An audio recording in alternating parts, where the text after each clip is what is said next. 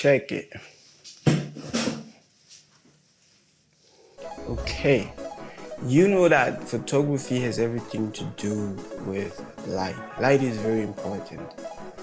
Light lights up the subject that we want to take an image of, be it a human being or any other thing that we want to photograph. Now, here is one thing that most people do not realize or do not understand. It's the fact that only photographers that know how to control light profit from light in general.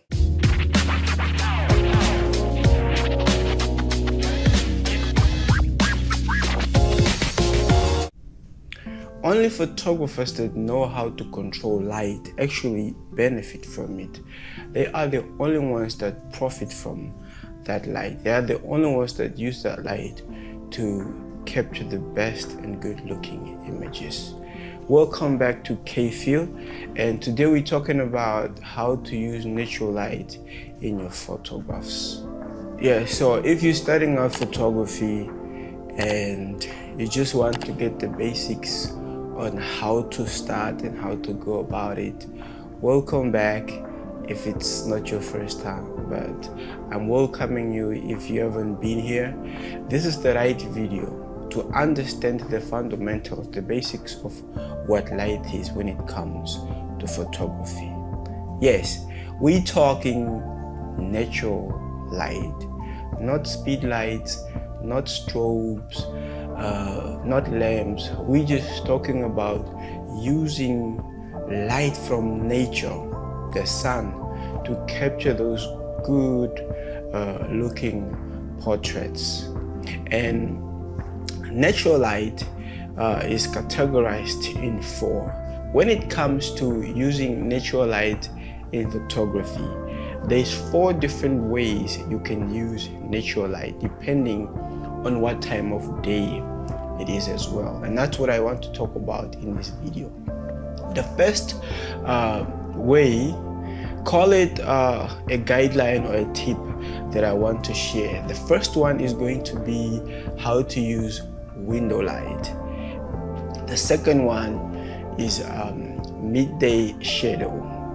And then third is how to use a reflector by bouncing that natural light. And then fourth is how to shoot during golden hours. So without wasting time, let's get into it.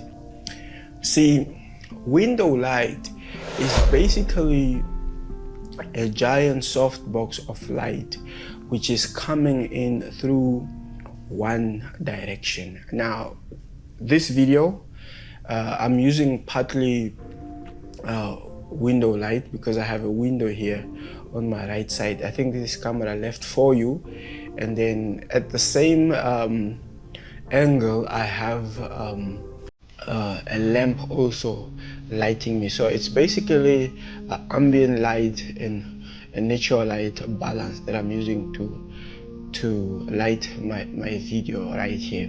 And so when you use window light, it's the same idea. You place your subject, yes, you place your subject close to a window, because what happens is when that natural light comes in through a window, through the window it's diffused and then it becomes soft light. And soft light is very good for a subject, especially when you're doing portraits of human being. You want a soft light landing on your subject, and when you capture that image or when you create those photos, they are so dreamy, and that's basically what you want when you are working with window lights. You want the light to be soft, not harsh. You are not creating dramatic images. You're just simply creating dreamy, good looking, naturally good looking images. Yes. Now, when it comes to midday, this is the worst time to take images at, because the light is very ugly. It's right overhead, and then it's not good, not flattering for your subject when you're taking pictures. So then the tip or the lesson here is, if you have no choice but to capture images during the middle of the day, like during midday, you want to find a shadow. Yes, be it a big tree with even shadow in it, or just a big building that is casting a beautiful shadow. That's where you want to take your subject, and that's where you want to do your photos. Because what happens is the shadow that the building or the big tree produces is called open shade. Now with open shade, there is an advantage because the light then becomes even, you know, and it's also just flattering for the subject that you want to capture images of. It's way better than you doing your images in the sun, because it gives your subject, let's say if you're photographing a human being, it gives the subject raccoon eyes, meaning the eye sockets become dark. And you know, when you're capturing portraits, you want to make sure that your focus, the focus point is definitely the eyes, and you're able to execute this when you're using open shade during the day, because sometimes you have no choice. You are expected to create images at that time of the day.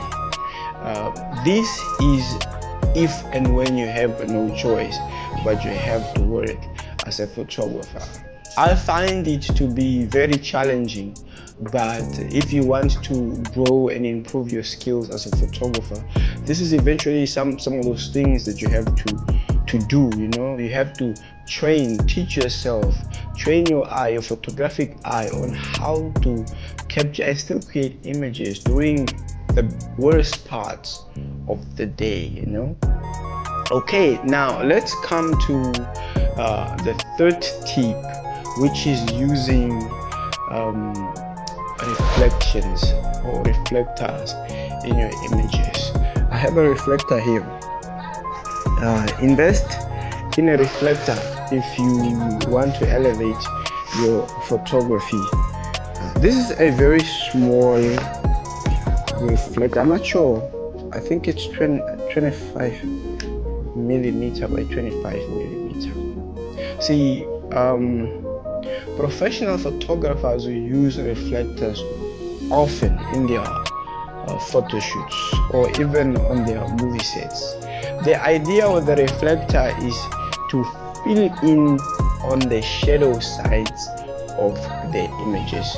Let's say you are walking in studio and this side of the chin or underneath here it's a bit dark, and you are doing a headshot, and then you want to fill in some shadow because you have your key light already coming from here.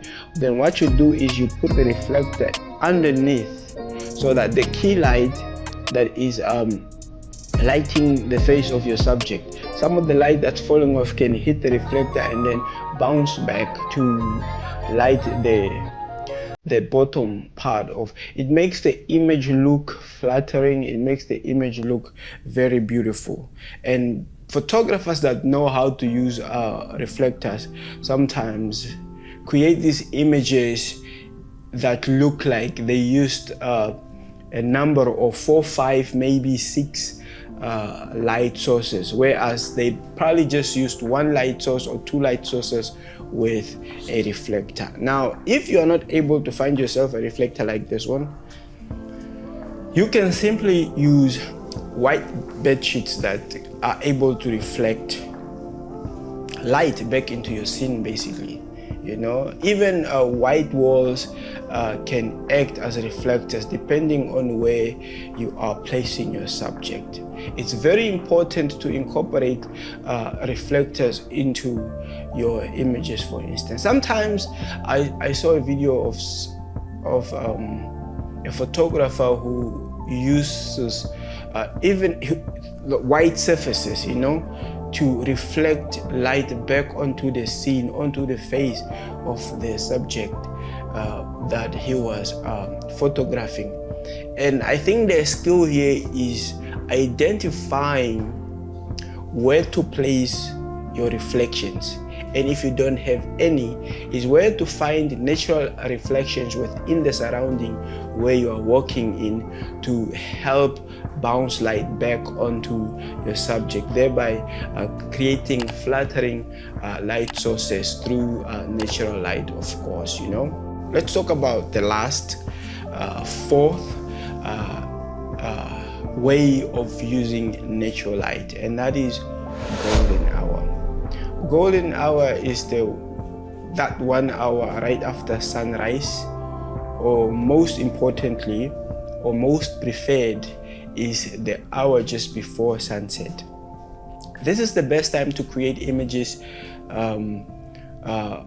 especially portraits, because the light is directional. It's from one side, and then it gives you these 3 options on how you want to shoot your subject. Are you going to light them front, light them, or are you going to backlight them, or are you going to side light them?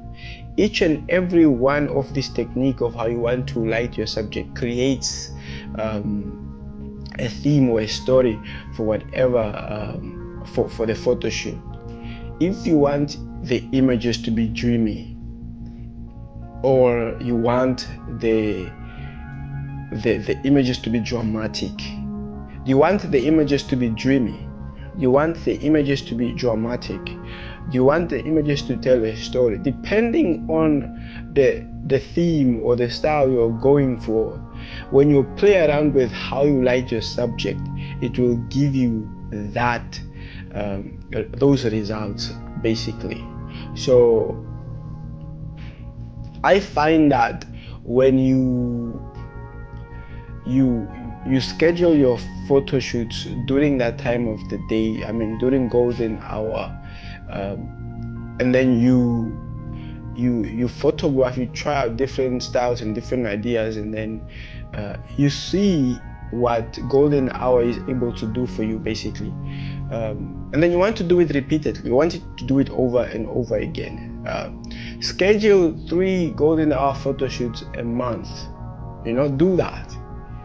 And then every time you want to try a different way of lighting your subject, let's say you decide to schedule 3 golden hour photo shoots a month, and then for the first photo shoot, you want to experiment with front lighting your subject, and then on the second photo shoot, you work on just backlighting your subject, and then on the third one, you side light your subject, and then at the end of the month, you can then compare your images and see which lighting technique or lighting angle you prefer most, one that you would want to continue shooting with. Yes, I said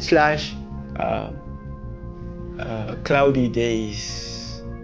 As much as a golden hour is preferred, I love shooting images during cloudy day. Where I'm at, we're in a climate where it's always sunny most of the time.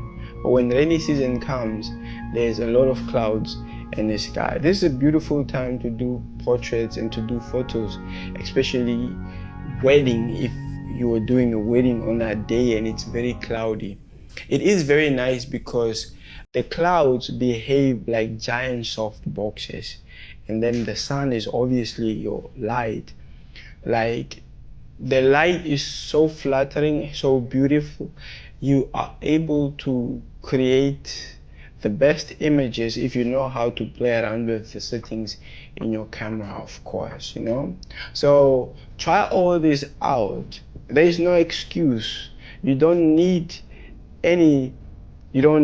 money to buy lighting equipment. As a photographer that is starting, I think it's best to use these natural light techniques, understand them and practice with them to understand how you can do photography just using natural light, And then when you have understood how to use natural light in all these four aspects that I've talked about, through window light, uh, through midday open shade, through reflectors, and then through golden hour or cloudy days. If you've understood this and you're comfortable enough to shoot and create like that, then maybe you can move on to how to use strobes or speed lights in studio or even on location. But that's it for me, guys. Thank you so much for sticking around and enjoying this video. I see you guys in my next one.